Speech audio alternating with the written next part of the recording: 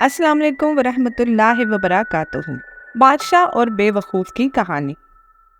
एक दफ़ा एक मुल्क था जिसका बादशाह बड़ा ही निराला था, जो मुख्तलिफ तरह के मुकाबले करवाया करता था। एक मर्तबा बादशाह ने ऐलान कर दिया कि पूरे मुल्क में देखो सबसे बड़ा बेवकूफ़ कौन है, उसको मैं खास तोहफे से नवाजूंगा। अब सब लोगों ने अक्लमंदी के मुकाबले तो सुने थे, मगर किसी ने बेवकूफ़ी का मुकाबला न सुना था। सब लोग ताज्जुब में थे, लेकिन बहरहाल बादशाह का हुक्म था, उसको पाए तकमील तक पहुंचाने का इनेकाद किया गया। मुकाबले में अजीब अजीब बेवकूफ़ आते थे, अपने करतब दिखाते थे, अपनी बातें बताते और वजीर उनका टेस्ट लेता था। फिर टेस्ट करते करते आखिरकार उन्हें एक बंदा ऐसा मिला जिससे बड़ा बेवकूफ पूरे मुल्क में नहीं था। उसे बादशाह के सामने लाकर खड़ा कर दिया गया। कहा गया, बादशाह सलामत, ये हमारे मुल्क का सबसे बड़ा बेवकूफ है। बादशाह ने कहा, चेक कर लिया है? कहा, बादशाह सलामत, चेक कर लिया है। बादशाह ने अपनी सोने जवाहरात से भरी माला उतारी और बेवकूफ को पहना दी। बेवकूफ बड़ा खुश होकर घर आया। अभी थोड़े दिन ही हुए थे तो बेवकूफ को पता चला कि बादशाह सलामत बड़े बीमार हैं।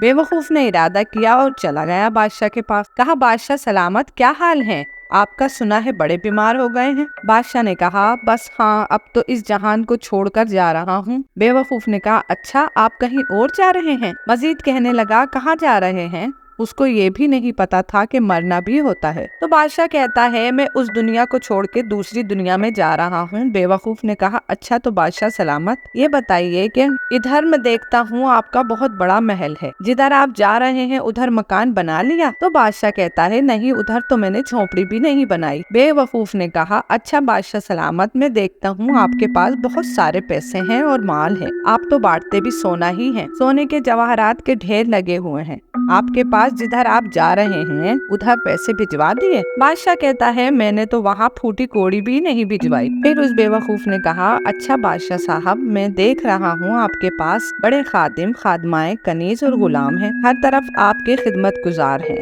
जिधर जा रहे हैं उधर कुछ गुलाम, कनीज, खादमाएं भिजवाई हैं या नहीं? बादशाह कहता है, उधर तो कोई खादिम नहीं होगा। इस बेवकूफ ने वो माला उतारी और बादशाह के गले में पहना दी। कहा, हुजूर, फिर मुझसे बड़े बेवकूफ तो आप हुए ना। आपको पता है आप कहीं और जा रहे हैं, आपको पता है इस दुनिया से आप किसी और दुनिया में जा रहे हैं, ना घर बनाया, ना पैसे भिजवाए, ना खादिम भिजवाए, आखिर करोगे क्या?